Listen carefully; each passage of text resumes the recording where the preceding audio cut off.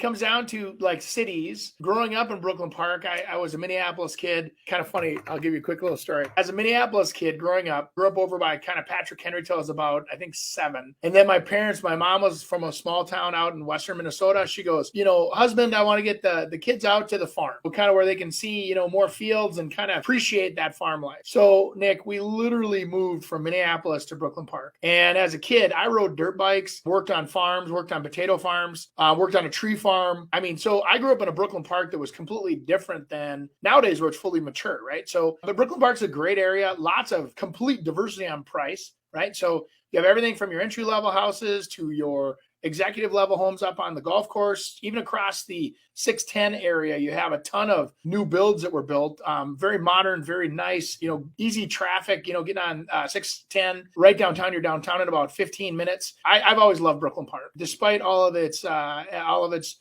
tumultuous, I don't want to say they make stuff up, but it's had its pros and its cons. And I think back when Jesse Ventura, they elected him the mayor of Brooklyn Park, it really was kind of an interesting place to be at that time as a kid in the 80s, growing up into the 90s and having that.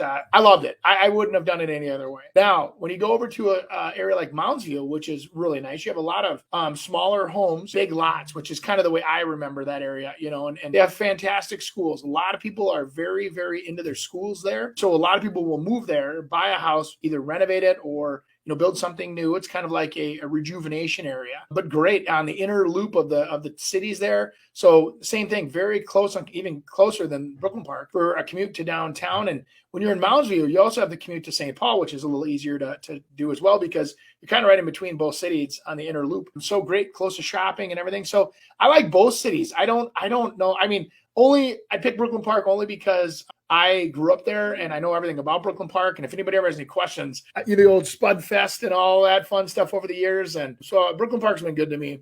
Good job, Andy. Let's answer some questions here. Greg's got a couple. Yeah. What can you do when the seller's ex-spouse won't sign off on the deed? Ex-spouse won't sign off? Well, she shouldn't be your ex-spouse unless you... Couple of things. So this used to happen back in the day. I used to do some, I still will if the right deal comes along, but we bought a piece of land. This was over in Maple Grove. Piece of land actually couldn't clear the title because the farmer that was selling it back in the day had a divorce that was while he owned that property, he had a divorce. They signed everything and separated and whatever else, but they never signed her off on the actual ownership or off on the deed of the farmland. When it came to us making an offer, she had to approve the whole thing. Demanded an extra $10,000 and wanted a cut of whatever he made on that. And she said that it was her right. And that's why she strategically did that. And guess what happened? She got her cut because they, when you get a divorce, the one, so I guess I'm kind of going all the way around the building here. Sorry. When you get a divorce, your attorney has to make sure that all of those obligations and marital rights and things are extinguished, acknowledged. You have to make sure that you explore all of your options when you're getting divorced, like asset exploration, and make sure that every asset has been identified and located. That's why first thing they'll tell you is to make a list of all the things that you own, including real estate or whatever. When you go and you do that and you take somebody off of a deed, you want to see the deed. You don't want to just say, oh, sure, they're off the deed because this decree says they're gone. It's not the case. You want to make sure that they're off of that deed. And as terms of the divorce decree agreement, they will agree to sign off at no dollars or a certain dollar amount, or, hey, they sign off on the farm, but they get the speedboat or whatever it is. And so there's a lot of negotiating there. The other thing I would say is this.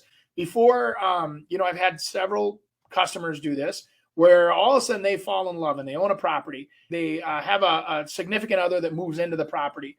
And to help out, that person says, hey, let me contribute some money towards the mortgage buy down. And or they've also helped with down payment assistance when buying properties. As a protective thing, the original buyer is allowing them to be put on the deed. What they really should be doing is something that's really interesting is instead of putting somebody on your deed, which it's a legal process to have that done. I mean, they don't have to, you're giving them the rights to the deed when you put them on there. So you have to sometimes pay them to get them off that deed. What I would say is filing a second mortgage or a lien against a property for the amount that they helped you with or the deposit they gave you is a lot easier, so that if you ever decide that in the future your relationship is over and having that agreement up front is a lot easier to separate in the future if the agreement's made up front.